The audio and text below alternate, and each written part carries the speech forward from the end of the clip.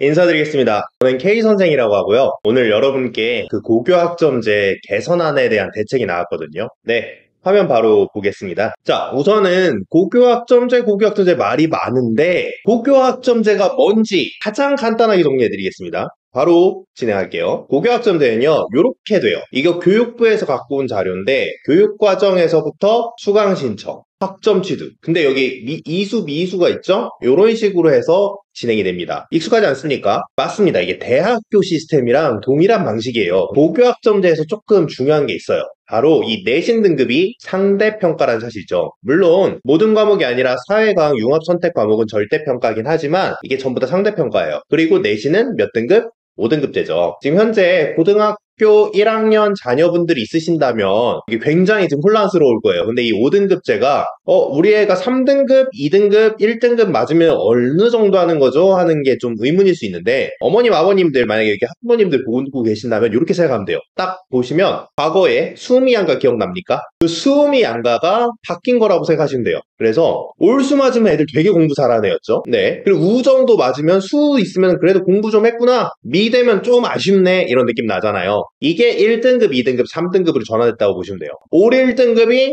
올수인 거죠. 1, 2등급이 섞여 있으면 그래도 좀 우수한 애인가 보다라고 느껴지는 거.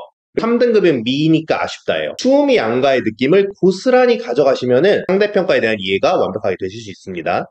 수능 같은 경우는 9등급제는 변화가 없어요. 변화가 있다면 바로 통합형 수능이 된 거죠. 지금 현재 선택 과목이 있고 그 선택 과목을 통해서 아이들이 이 과목도 들었다 저 과목도 들었다 이러고 있는데 이게 변경돼서 모든 게 다 합쳐집니다. 변별하는 시스템은 과거로의 회귀라고 좀 표현을 해요. 그래서 수능도 처음에 태어난 그 모습, 그 상태, 원본으로 돌아간 거예요. 탐구도 이제 사회과학 구별 없이 통합사회, 통합과학으로 이렇게 묶어서 보게 됩니다. 여기서 조금 포인트를 말씀드리자면은 국어 같은 경우는 문법이 이제 필수예요. 현행에서는 선택을 하기 때문에 문법을 안 보는 친구들이 있는데 무조건 문법을 보게 되기 때문에 국어 문법을 중학교 때 끝내놓으셔야 고등이 편해집니다. 수학 같은 경우는요, 미적분 2가 들어가지 않아요. 심화 미적분이 들어가지 않아요. 대신에 확률과 통계가 통합적으로 모두가 봅니다. 현행에서는 확률과 통계를 안 보는 경우도 있었는데 확률과 통계 중요합니다. 이제 확률과 통계 공부 다 열심히 하셔야 됩니다.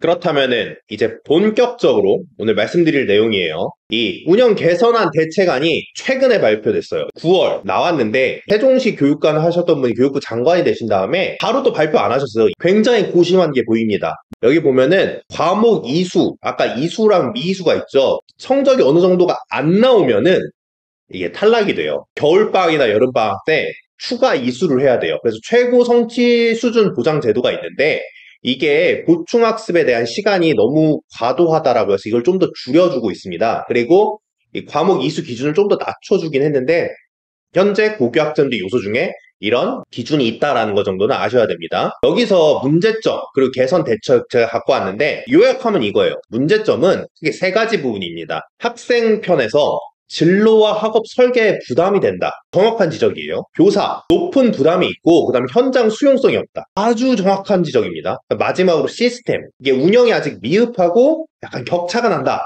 대책을 좀 마련을 했는데 첫 번째가 학생을 지원 강화하고 현장 수용성을 제고를 하고 운영 그 개선을 조금 이렇게 격차를 해소하겠다. 이 대책에 대해서는 제가 하나하나 자세히 설명을 해드릴게요. 우선 첫 번째, 학생 지원을 강화하겠다예요. 기초학력 보장을 강화하겠다. 내용이 뭐냐면 초등학교, 중학교 때 공부량이 부족한데 고등학교 와서 막상 공부를 시키니 너무 힘들다. 선생님이 이런 얘기예요. 여기에 대한 지원 대책으로서는 체계적으로 운영하겠다고 합니다. 아쉬운 말이죠. 근데 여기에는 또 국가 기초학력 지원 포털을 구축하겠다고 돼 있어요. 올 12월에 예정이고 그 다음에 1대1 대학생 온라인 멘토링이라고 했는데 고등학교 가기 전 기초학력을 추가로 해줄 수 있는 그런 과정을 만들겠다는 거예요. 이런 학교 할 테니까 만약에 우리 중2, 중3 학생들 중에서 내가 좀 걱정된다 하면 요거 잘 활용해 보셔도 좋을 것 같습니다. 진로 학업 설계 지원 강화인데 이거를 위해서 중3 학생을 대상으로 맞춤형 수업 컨설팅 모델을 개발할 거라고 해요. 내년부터 예정이 돼 있고 단위학교 강화를 위해서 진로 선생님들 있죠. 진로 선생님들을 추가로 좀 많이 확대를 한답니다. 그래서 중앙지원단을 좀 더 확대를 하고 그다음에 대면, 비대면 상담까지도 제공을 한대요. 그리고 진로 정보망이나 진로 심리검사 6종 같은 걸 하는데, 여러분 고용 24시를 들어가시면 청소년 학생에서 진로 검색 9종 진로 검색이 있거든요. 거기 있는 걸 적극 활용하겠다는 거예요. 거기 있는 내용을 학생한테도 적용을 해서 검사를 하는 그런 거를 활성화시킨다는 거예요. 내용이 매우 유익합니다. 많은 분들이 모르실 건데 그런 걸 활용을 해서 아이들의 진로를 좀 적극적으로 탐색하겠다는 내용입니다. 그리고 시도교육청별로 누리집 같은 거를 개발 운영하는데 여러분들도 그런 거 좀 보시면 좋겠어요. 근데 누리집이 어디냐? 교육청 홈페이지에 검색을 누르고 누리집 치시면은 그게 PDF 파일이 뜨거든요. 그래서 그런 거 한번 활용해줘도 좋습니다.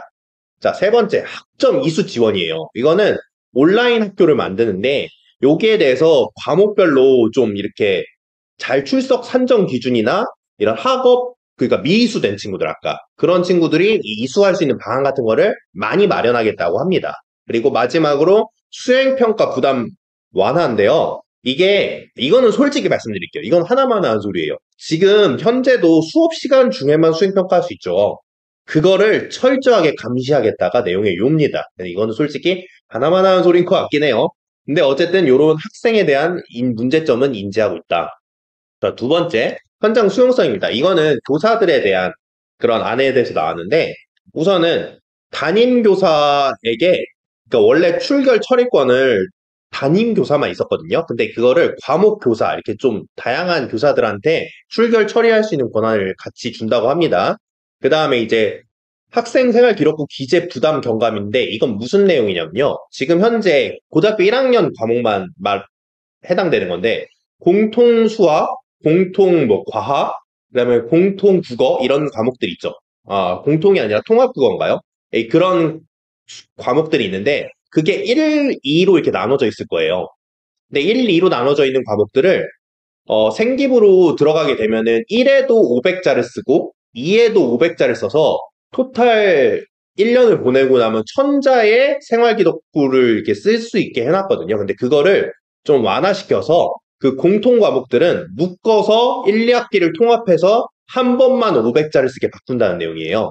이거는 고등학교 1학년한테만 통용되는 거고, 총 이게 그 8과목에 하나는 거예요. 그래서 8과목을 따로 불러드리자면 국어가 있고요. 수학이 있고, 그 다음에 과학, 영어, 사회, 그 과학탐구 실험까지. 예, 그 정도. 주요 과목이라고 보시면 돼요. 1학년 때 듣는 과목들이라고 생각하시면 될 겁니다. 그리고 이제 다과목 수업 학점제 업무 부담 경감은 학교 선생님들 중에서 지금 고교학점 제 때문에 난리가 났어요. 그래갖고 막 내가 과목을 한 3, 4개를 해야 돼요. 막 이런 분들이 있는데 이런 걸 좀 경감시키기 위해서 인력풀을 좀 더 조성한다는 내용이에요. 근데 인력풀을 어떻게 조성하겠다는 거는 조금 없고 약간 우선은 예산을 좀 푼다는 말이 여기 써 있습니다. 이 정도 내용이고요. 다음 운영 격차. 이건 시스템에 대한 얘기죠. 인력을 확충을 해야 되기 때문에 강사를 채용할 수 있는 예산을 지원할 예정이라고 합니다. 2026년부터 강사 채용 예산을 지원이 되고요. 그 다음에 대학교 시간 강사 등이 고교 수업을 지원할 수 있도록 대학하고 산학연 협력을 좀 더 강화시킨답니다. 그래서 교수님들이나 뭐 정교수님 아니라 부교수님들도 고등학교 수업을 개설할 수 있거든요. 그래서 이런 거에 대한 팁을 꼭 알아가셨으면 좋겠습니다. 2026년부터, 내년부터 그렇게 실행이 됩니다. 그 다음에 2번 온라인 시도관인데 이게 원래 지금 현재는 대전 교육청은 대전끼리, 뭐 충청교육청은 충청권끼리, 서울교육청은 서울, 경기교육청은 경기 이렇게 수업이 이렇게 한정이 돼 있어요. 지역별로. 근데 이거를 학교 밖으로 확대한다고 하니까 다른 시도교육청도 여기를 들을 수 있게. 근데 이게 무조건 다 들을 수 있는 게 아니라 이 관할 시도교육청끼리 협력이 되면 들을 수 있게 열는 거예요. 그래서 무조건 다 서울 걸 들을 수 있는 게 아니라 서울시 교육청이랑 우리 지역의 교육청이 협력이 돼 있다. 그러면은 서울시 교육청에서 열리는 온라인 수업을 들을 수 있어요. 근데 이게 양날의 검이에요. 만약에 서울시 교육청 거 수업을 들으면 거기에 들어온 학생들은 서울 소재 고등학교 학생들이랑 우리 학생들이랑 경쟁을 해서 학점을 따야 돼요. 그래서 이거는 양질의 퀄리티의 수업을 들을 수도 있지만 내가 경쟁하는 지원 학생들의 풀이 이제 전국 단위로 섞여버리는 거예요. 사실상 이렇게 되면은 고민을 많이 하셔야 됩니다. 전략적으로 잘 선택을 해보셔야 됩니다. 그런 상황이 운영이 될 것 같습니다.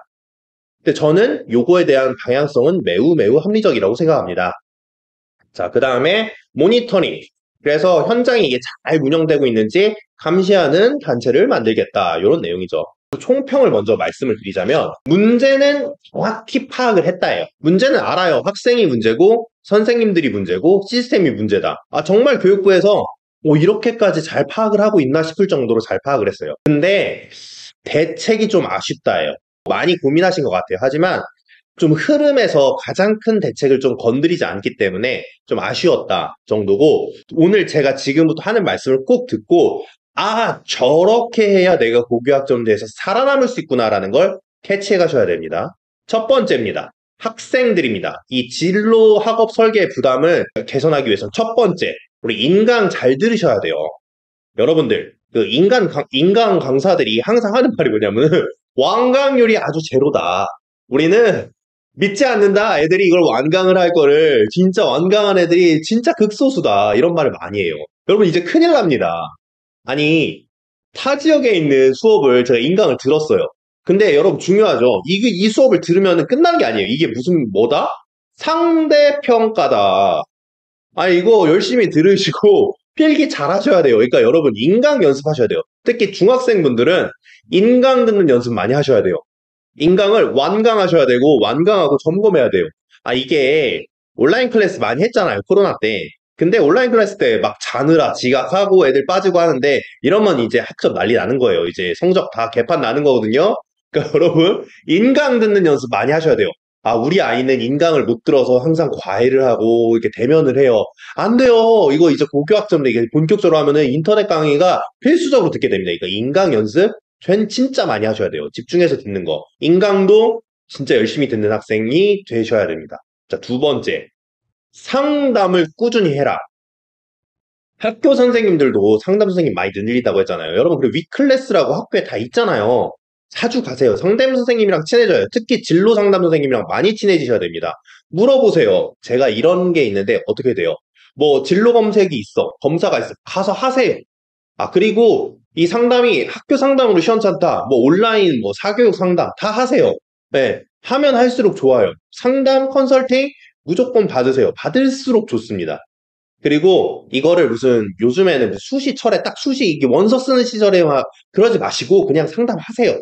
꾸준히 하고 교육청에서도 상담하러 오거든요. 그런 것도 받아보세요. 아, 물론 이 상담이 좀 아쉬운 게 잘 모르는데 막 과하게 하시는 분도 있지만 그렇기 때문에 상담을 받을 때 이 사람 말 믿고 간다가 아니라 다양하게 받아서 거기서 수렴하는 정보를 좀 받으셔야 돼요. 그래서 너무 이렇게 소극적으로 그냥 뭐 하라는 대로 할게요 하지 마시고 적극적으로 상담을 원활하게 하셔야 됩니다. 학원을 다니고 있다. 학원 선생님이랑 얘기 좀 자주 하세요. 학원 선생님한테 질문 많이 하시고 학원 선생님이랑 친하게 지내세요. 그리고 고교학점제 이런 거 어떻게 해요? 하면 하세요. 선생님이 그거 고민하시는 분들이기 때문에 상담이 필수입니다. 이제는 원활한 상담은 필수인 시대로 점점 접하고 있는 것 같습니다. 그 다음 공부하셔야죠. 제가 모토가 이거예요. 태도가 성적을 만듭니다. 그쵸? 태도가 바른 태도로 제발 앉아서 공부하세요. 이게 이 모든 게 상대평가이기 때문에 살아남아야 되기 때문에 공부하실 수 있어야 돼요. 공부하는 능력이 필요하고요. 그 다음에 수행평가. 참 부담스럽죠. 수행을 준비하면은 지필이 망하는 경우도 많아요. 그러면 수행평가 어떻게 현명하게 하냐? 저는 단연코 말합니다. AI 활용하세요. AI에 대해서 말이 많습니다. 근데 이 개선 대책 안에 AI란 말이 들어있나요? 뭐 우리 AI 쓰는 거 금지하게 한다 막 그런 소문 많았죠. 다 뜬 소문이에요. 그런 말 한마디도 없잖아요. 뭐 어떤 교육청은 AI 활용법을 알려주는 교육청도 있고 막 각양각색이에요. 지역마다. 그 말은 AI에 대해서 평가를 못 내리겠다예요. 그럼 학생 여러분 AI 뭐 제미나이, GPT 활용해서 수행평가 적극적으로 활용해야 됩니다. 근데 제발 그냥 검색처럼 뭐 해줘 이러지 마시고 GPT랑 좀 대화 좀 하시고 나 이런 사람인데 이런 거 좀 찾아봐줘 딱 나오면은 읽어보시고 제발 자료 나왔다고 그대로 컨트롤 C, 컨트롤 V 해서 내지 마시고 읽어보시고 여기서 이런 내용은 뭐야 좀 이렇게 딥하게 딥서칭을 하셔야 돼요. 딥서칭. 그렇게 해서 수행평가를 빨리 끝내시면 돼요. 대답을 빨리빨리 해주기 때문에 수행평가 활용하면 좋아요. 지금 이 극단적인 예로 요즘에 수행평가에 양극화 현상. 이게 너무 격차가 커요. 그러니까 못하는 애들은 GPT를 쓰고 제미나이를 써서 너무 개판으로 나와요. 일편적으로. 잘하는 애들은 GPT를 쓰고 제미나이를 써서 너무 좋게 나와요. 심화로.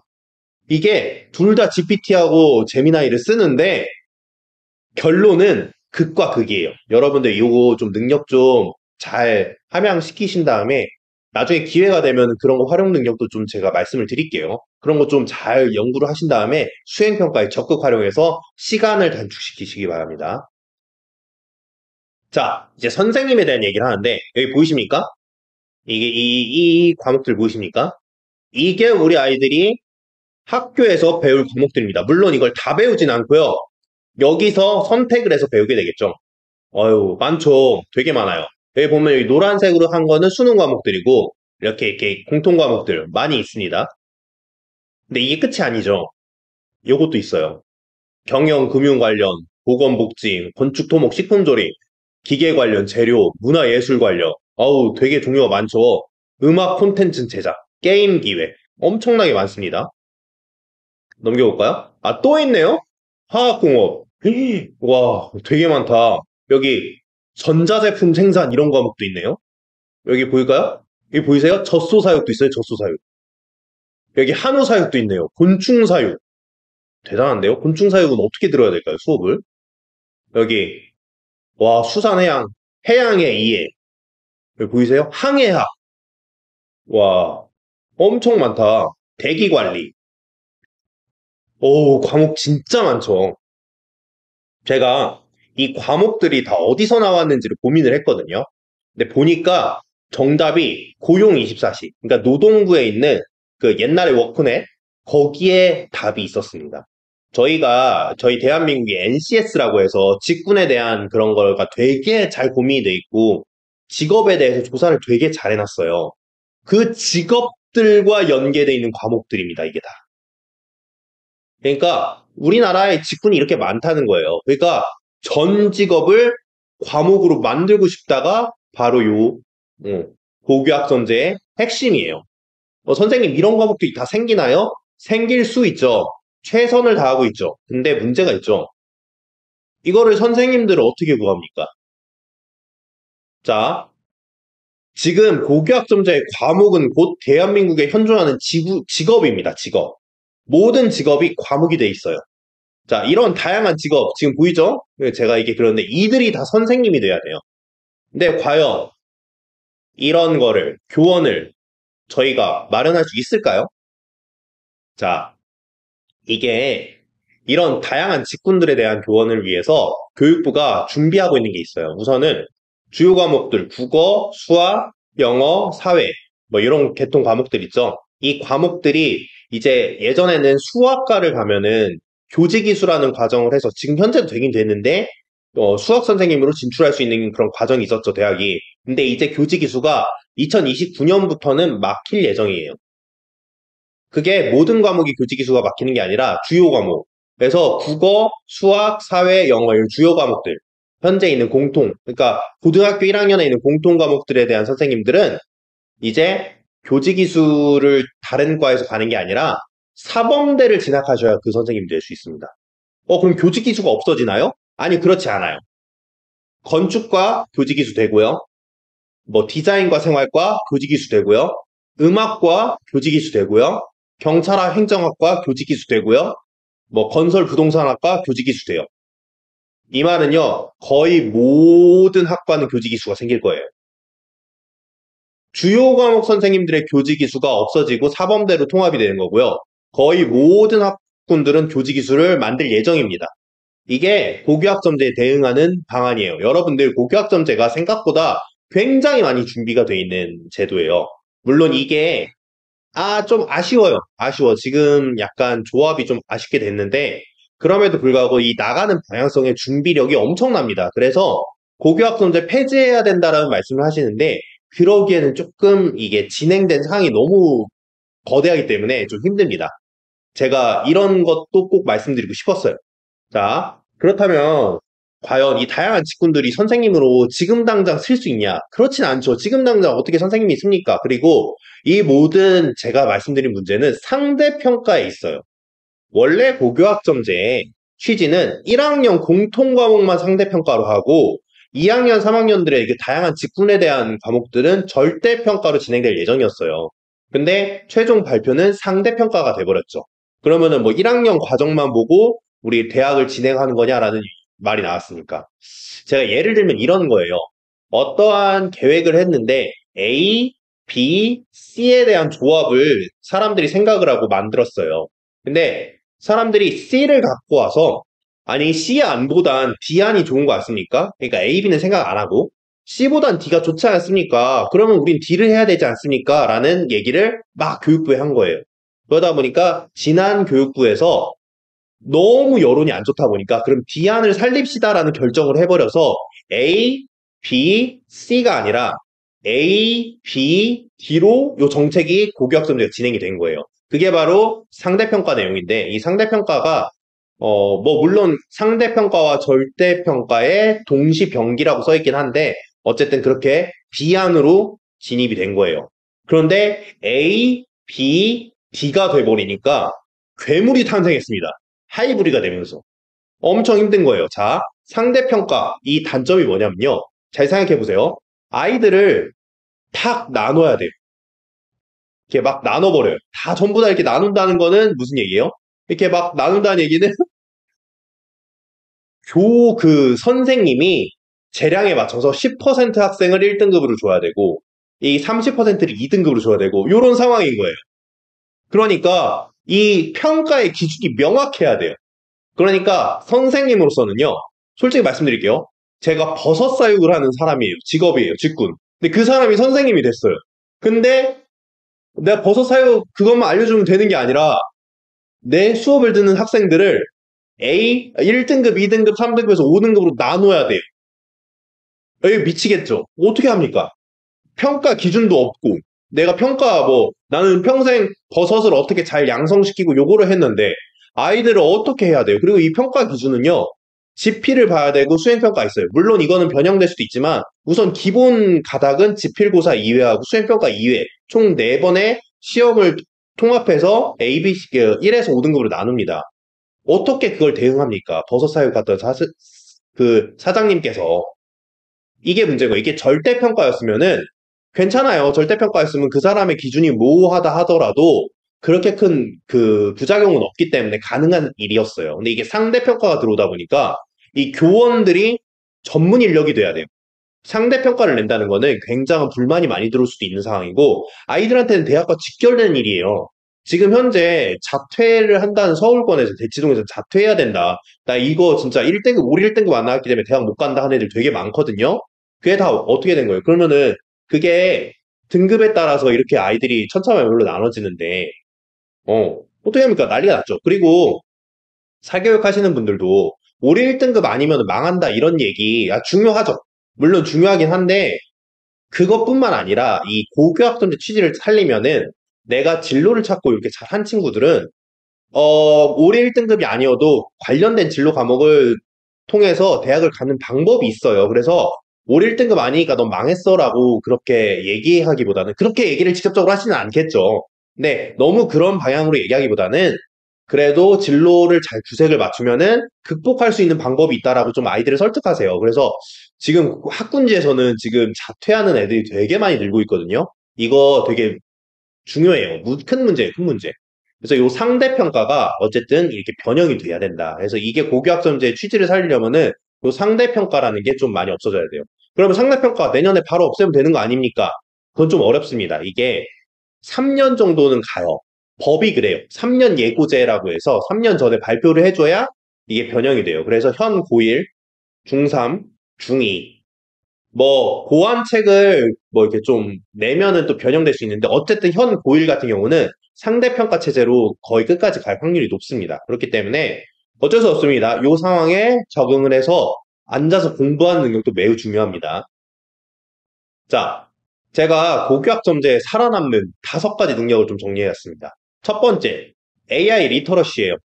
말씀드렸듯이 지금 이 사회가 AI 시대 아닙니까?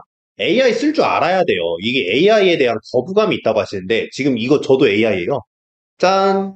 저도 이거 AI네요, AI. 물론 제가 저 사람이지만 이 표현 방식이 AI입니다. 나중에 제가 왜 이런 게 되는지 설명할 기회가 있을 겁니다. 자, AI 리터러시 잘해야 돼요. 친근해야 돼요. 요즘 AI랑 친해야 돼요. 여러분 그런 거 없이 그냥 이건 뭐 어쩌고 이러지 마시고요. AI랑 친해지세요. AI는요 엄청난 도구예요. 그래서 이걸 잘 활용하면은 시간의 단축이 돼요. 그러니까 수행 평가를 할 때 특히 활용도가 매우 높습니다. 그리고 AI를 그냥 띡 하고 써서 딱 내는 게 아니에요. AI는 검색을 빨리 해주는 애예요. 그래서 그 검색한 결과물을 다시 한번 읽고 다시 한번 심층해갖고 딥서칭이 되는 애이기 때문에 AI 활용을 부정적으로 생각하지 마시고 AI 리터러시, 이 리터러시는 문해력이죠. AI를 똑바로 읽고 똑바로 쓰고 이런 문해력을 좀 많이 키우시고 이 도구에 익숙해지셨으면 좋겠습니다. 자, 그 다음 두 번째. 협업과 소통 능력입니다. 이게 공동체성이 요즘 많이 완화가 되고 개인화가 되어 있는데 생각보다 이 입학사정관들 공동체 능력 굉장히 주의 깊게 봅니다. 그래서 여러분들 공동체 능력이 있고 그거를 세특에 잘 녹여낸다면은 이 또한 입시에 매우 유리하고 그리고 고교학점제 자체 체제에서 살아남기도 좋습니다. 자, 그 다음 보시면 진로. 그쵸? 진로 탐색 능력. 아, 진로 중요합니다. 근데 진로, 선생님, 저 진로가 없는데요? 그러면 상담 선생님 좀 만나세요, 제발. 제발 나 혼자 생각하고 없다고 하지 마시고 찾아보셔야죠. 이 학생 여러분들이 진로를 못 잡는 이유 중에 하나가 안 만나요. 정보가 없어요. 그래서 못 찾아. 그래서 진로 선생님들이랑 좀 많이 만나서 내가 뭘 좋아하는지 흥미 관심 분야에 대한 탐색을 하셔요. 자, 그다음 심층 탐구력. 말 그대로 딥서칭 능력이에요. 꼬꼬무예요. 꼬리에 꼬리를 무는 질문을 할 줄 알으셔야 돼요. 이제 예전에는 어릴 때 엄마 팝콘이 왜 뻥뻥 튀어? 아 그래서 그래. 왜? 왜? 왜? 혼났죠? 괜찮아. AI한테 왜 하세요? 그러면 AI가 다 대답해줘요. 그거라도 해서 심층 탐구력을 기르세요. 얼마나 좋은데 요즘에 대답을 아주 기가 막히게 해주는 존재가 나왔잖아요. 그러니까 GPT, 제미나이 활용하세요. 왜 물어보세요. 그리고 그거를 세특에 녹이세요. 그리고 여러분들 왜 물어보는 이유는요. 그 호기심을 충족하고 탐구력을 키우는 거예요. 이거 하실 수 있어야 됩니다. 정말 중요한 능력입니다. 자, 마지막 커뮤니케이션. 보이죠? 커뮤니케이션. 지금 제가 하고 있는 게 뭡니까? 이게 커뮤니케이션 아닙니까? 지금 이렇게 버튜버로 하고 있는 것도. 여러분들 좀 이렇게 소통할 수 있는 능력이 필요해요. 요즘에 이게 참 어려워요. 특히 요즘에 알파, 잘파 시대에 그리고 또 MZ 세대가 가장 힘들어하는 게 커뮤니케이션이에요. 그래갖고 대화 소통 능력이 좀 많이 답답해 하는데 연습하셔야 돼요. 코로나 시대 때 특히 코로나 때 저학년, 그러니까 초등 저학년을 보낸 친구들이 되게 친구 사귀는 걸 어려워하는 경우도 있고, 아니 어려워한다기보다 필요를 못 느끼는 애들이 많아요. 굳이 친구가 왜? 이런데 이 소통 능력 중요합니다. 그리고 이게 잘 못하면 내가 잘하면 내가 잘난 거예요. 그쵸? 비교 우위가 있죠. 그러니까 이거 커뮤니케이션 능력도 잘 향상시키시기 바랍니다. 자, 여기 세트 키워드가 있어요. 요 전에 말씀드린 이 포인트들이 왜 나왔냐면요. 이게 고교학점제, 이거 맨날 이게 입학사정관들 이거 항상 연수 받거든요. 그 연수 받는 자료에 써 있는 단어들이에요. 이거 연수 자료가 뭐 특별한 자료는 아니에요.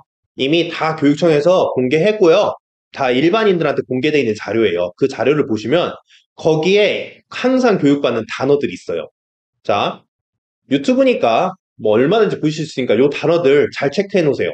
세특에 요 단어가 써 있잖아요.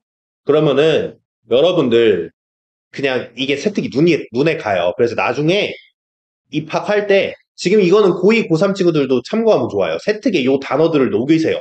그러면은 이렇게 딱 사정관들이 서류 보다가 어허 얘 왠지 눈이 가네? 이 단어들 있으면 눈이 갈 수밖에 없어요. 뭐 이게 다 여기 능력이 돼 있죠. 앞에 있는 그 능력이랑 이제 연결이 되죠. 이 단어 꼭 쓰세요. 적극적인 참여를 했다. 태도와 열정을 보인다.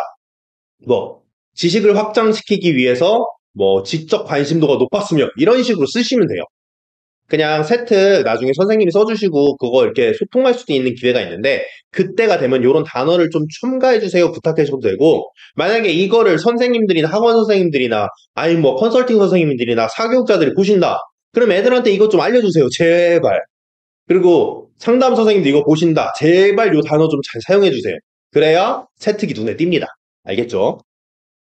자, 제가 고교학점제 하는 이 고교학점제 자체가 원래 진로를 위해서 만든 거예요. 그래서 이 대학 시스템 같은 거를 하면서 내가 고등학생이 진로를 모르니까 고등학생에서 진로 탐색을 해봐라라는 취지에서 한 거예요.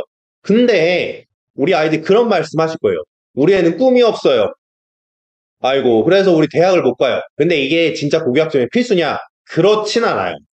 이게 교육부가 생각보다 저는 교육부를 욕하지 않습니다. 굉장히 일을 잘한다고 생각합니다. 이 부분에 대해서도 고민을 많이 하셨어요. 어떤 게 있냐면요.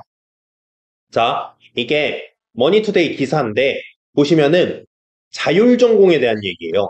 보면은 자율전공이 점점 늘고 있어요. 지금 현재 3분의 1 정도 육박하고 있어요. 자, 자율전공은요. 어떤 거냐면요. 이거예요. 1학년에 와서 어떤 과로 갈지 정한 거 아니야. 그러니까 너희가 경험을 해봐. 그리고 2학년 때 정할게. 그래서 자율전공도 다양해요. 완전 자율전공도 있고요. 계열 자율전공도 있어요. 그러니까 공대로 진학은 하는데 어떤 과인지는 못 정했습니다. 뭐 미대로 진행하는데 어떤 과인지는 못했습니다. 인문계로 진입하는데 어떤 과인지 못 정했습니다. 이런 식으로 되게 많아요. 아니 뭐 이런 것도 있어요. 언어 자율전공이 있어서 제가 언어를 할 건데 어느 나라 언어 할지는 모르겠어요 하고 들어가는 학교도 있어요. 이런 식으로 굉장히 다양한 자율전공을 뽑고 있거든요. 여기서 질문. 자, 자율전공의 전공은 뭘까요? 아니죠. 전공이라고 하면 그렇죠. 진로가 뭘까요? 말하기 어렵죠. 자율전공은 진로가 없습니다. 이게 무려 3분의 1까지도 많이 늘리고 있다는 소리예요. 이게 뭐냐면 진로를 못 찾는 친구들을 위해서 대비를 하고 있어요. 그럼 선생님, 그럼 이 친구들은 자율전공 하는 친구들은 대학 어떻게 갑니까? 진로가 없다면서요. 그러면은 뽑을 때 뭘로 뽑을까요? 바로 열심히 공부한 친구예요. 이것저것 주요 과목들 탐색 많이 해봤고, 근데 이 자율전공 같은 경우는 이 자율전공으로 진입하려면 이렇게 해야 돼요. 기본적으로 공통 과목이나 아주 기본에 충실한 과목들을 잘 들으셔야 돼요. 그리고 그 기본에서 약간 심화 과목들도. 그러니까 너무 특성화 과목으로 들으시면 안 되고, 이렇게 평이한 과목들, 그러니까 근본이 되는 과목들 있죠. 뭐 철학이라든지 뭐 이런 것도 있고 사상이라든지 그런 것도 있는데 너무 또 이런 거 듣지 말고 그냥 국어, 수학, 사회, 영어, 사회, 과학 관련 계열에 있는 과목들 있죠. 그거를 아주 잘 들으셔야 돼요. 그리고 꾸준하게 들으시고 성실하고 점수가 잘 나왔고 그런 친구들이 자율전공에 유리합니다. 그래서 우리 아이가 아직 전공이 없는데요. 그러면 이 길로 가셔야죠. 자율전공의 길로. 근데 이거 쉽지 않습니다. 진로가 있으면은 확실히 고교학점에서 유리합니다. 그래서 제가 상담을 꾸준히 받으라고 하는 게 내 진로와 내 방향성을 잡은 친구들은 아무래도 이 다양한 과목을 활용을 해서 내 진로에 대한 과목. 뭐 예를 들어 볼까요? 저는 무슨 동물 실험 같은 걸 해서 뭐 동물 생명공학 같은 걸 하고 싶어요. 그래서 뭐 중앙대 동물생명공학과 이런 데를 가고 싶습니다. 이런 친구들은요. 아니면 뭐 건국대 축산 관련 계통으로 가고 싶습니다. 이런 친구들은요. 사실 가축사육 과목들 뭐 아까 가금류 사육도 있었고 젖소 사육도 있었고 그냥 말 사육도 있었어요. 이런 과목을 들으면은 유리하겠죠. 당연합니다. 유리해요. 이런 것들로 맞춰서 갈 수 있어요. 그러니까 내가 진로가 뚜렷하다면. 그렇기 때문에 여러분들 이런 걸 잘 활용하시면 돼요. 그리고 또 하나 말씀드리고 싶은 게 진로가 모두가 아는 진로를 선택하시면 고난의 길을 가게 됩니다. 왜냐하면 많은 학생들이 모이기 때문에. 그래서 다양하게 생각하세요. 그리고 말씀드리고 싶은 게 물론 고교학점제가 직업이랑 그러니까 그러니까 고용노동부에 있는 NCS하고 대학에 있는 과를 맞춰놓고 있어요. 대한민국 자체가. 그 다음에 그 대학교에 있는 과하고 우리 고등학교에 있는 이 과목을 이렇게 연계를 하고 있습니다. 그러니까 자연스럽게 직업으로 연장이 되는 이런 그림을 그리고 있는 거긴 하거든요. 근데 저는 너무 그렇게 해서 직업에 한정돼서 생각하기보다는 요즘엔 수명도 많이 늘었고 솔직히 24살, 뭐 28살에 대학교 졸업해도 사회에서는 완전 갓난아기 취급받는 시대 아닙니까? 수명이 엄청 늘었잖아요. 그럼 여러분들 대학을 그냥 하나의 내 스킬을 얻는 자리라고 생각을 하시고 내가 배우고 싶은 거 배우러 간다는 마음으로 가셔도 좋습니다. 선생님, 제가 전공진로 없습니다. 여러분, AI 활용법 익히시는 게 나중에 취업하고 그런 거 활용하는데 훨씬 도움이 될 수도 있어요. 그래서 내가 대학을 가는 거는 나의 스킬을 하나 얻는다는 마음으로 가시고 너무 남들이 여기가 취업이 잘 되라는데 너무 몰려서 가시면 대학이 힘들거든요.